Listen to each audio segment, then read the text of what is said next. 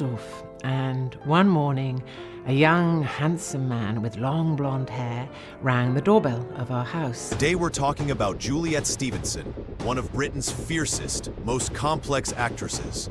You've seen her in Truly, Madly, Deeply, Emma, Bend It Like Beckham. But this isn't a highlight reel. This is about what it costs to survive in an industry that measures women by impossible standards.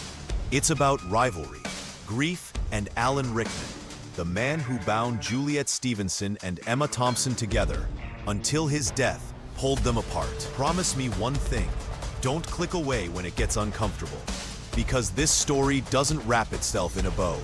It breathes, it bruises. Ready? Let's get very, very human. Juliet Stevenson was born in Essex in 1956, the daughter of a British Army officer. By 16, she had already moved 14 times. Military bases, constant relocation, no roots. At school, she often stayed completely silent. Not shyness, survival. She called it later emotional detachment. Days would pass without her speaking a word, so she built characters in her head. Not for fun, because that was the only way to stay sane. Then came Australia. At 9, her family relocated to Perth. New accent, new heat, new cruelty. Kids called her Pommy Princess. She sunburned so badly, she landed in the hospital. To cope, she lied. Told classmates her father was a spy. She didn't know it, but she was rehearsing the art of transformation. When she returned to England, her accent had shifted. She no longer felt fully British or Australian, but she realized something important. She could become whoever the situation required. Later, directors would call it range. At St. Catherine's School, her body became the problem. By 14, she was 5 feet 8, too tall, too visible, teased as Giraffe Girl. In a production of Romeo and Juliet, she didn't get to play Juliet, her own name, because no boy was tall enough to stand opposite her. They made her play Benvolio. Imagine being told, your frame cancels your softness. So she slouched, hurt her back, tried to shrink, until one night in 1973, during a performance, she forgot all that. She let herself fill the stage. The audience stood. That night, she realized the stage was the one place she didn't have to apologize for her size. At 16, she joined youth theater. First role, Lady Macbeth. A director mocked her as gangly, said she'd never be a romantic lead. She was crushed. She hid in the bathroom, sobbing for hours. She stopped auditioning for half a year, but instead of quitting, she pivoted.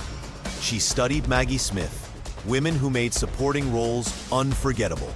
If she couldn't be the lead, she'd become the character audiences couldn't forget. In 1975, Juliet won a scholarship to RADA. On paper, perfect. In reality, brutal. She lived on 8 pounds a week, ate bread and beans, pawned her grandmother's ring for rent. And then the line that scarred her. A teacher told her, "You'll never make it as a lead. Audiences want beauty, not just ability." In front of her class, she nearly quit. But a classmate, Hugh Bonneville, quietly collected money so she could keep studying. She stayed. Graduated with distinction in 1978, but the doubt stuck. At the Royal Shakespeare Company, she began at the bottom. Extras, nuns, unnamed roles. But she absorbed everything, sharpened herself. By 1984, she was Isabella in Measure for Measure. This was different. Critics stood up. The word undeniable began to follow her. Then came 1990. Truly, Madly, Deeply. Anthony Minghella wrote it for her and Alan Rickman. Juliet's grief didn't look like acting. It looked like confession. It was messy, snotty, human. Viewers forgot the camera. A BAFTA nomination followed, but more than that, respect. Finally, no one could deny she was a lead. By the mid-90s, Juliet's rise collided with Emma Thompson's. Both RADA trained, both critical darlings. Emma leaned warm and witty. Juliet leaned raw and intense. Casting directors often had to pick between them. In Emma, 1996, Emma wrote the script. Juliet played Mrs. Elton. On screen, perfect chemistry. Off-screen, a quiet reality. Two women chasing the same roles in an industry too small for both. The balance? Alan Rickman. Mentor to Juliet, lifelong ally to Emma. He teased, mediated, and made space for both. But when he died in 2016, the balance went with him. Through the 90s and 2000s, Juliet's roles grew heavier. Death and the Maiden left audiences shaken. When did you last see your father? Forced her through grief, night after night. Pierre Point demanded she study executions until she couldn't sleep. The industry took note and started boxing her in. Grieving wife, dying mother, trauma victim. And then came Hear the Silence in 2003, the anti-MMR film. Juliet didn't write it, but she starred and became a lightning rod. Doctors condemned it. Headlines labeled it dangerous. She was blamed anyway. By 2010, she was exhausted. She pulled back. Therapy, boundaries, survival. In the 2010s, a new arena opened. Audiobooks. Juliet's precision versus Emma's warmth. Fans took sides. Publishers noticed. Sometimes Juliet got paid more. That's when the rivalry sharpened. Not screaming headlines, but subtle shifts. Quotes in interviews that felt like polite jabs. Still civil, still British, still competitive. January 14th, 2016.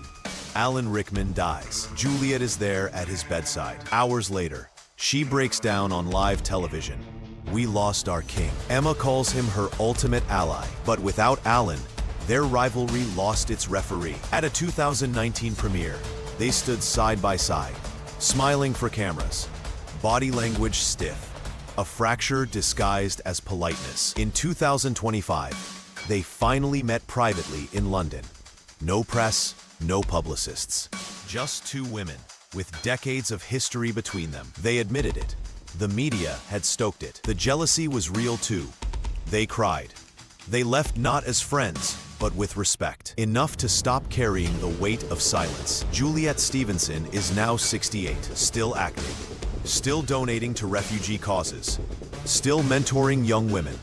In 2024, she starred in Reawakening, a film so intense she needed therapy during production.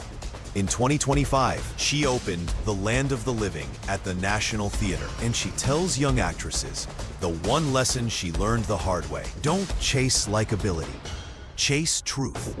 So where does this leave us?